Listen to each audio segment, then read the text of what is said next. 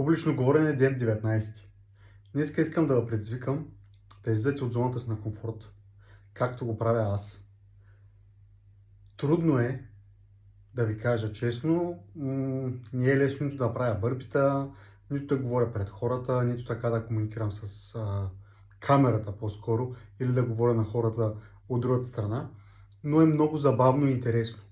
Така предизвикваш себе си, излизаш от зоната си на комфорт, не се чувстваш сигурен, не се чувстваш спокоен, леко ти е притеснено, тупка ти сърцето от другата страна, и всичко е много емоционално най-вече, поради простата причина, че ти не си подготвен за това нещо. Днеска и с бърпитата и с лицеви чупори просто се предизвиках да изляза от тая зона и да ги направя. Няма значение дали са ми лесни или трудни. Бърпитата не са ми лесни.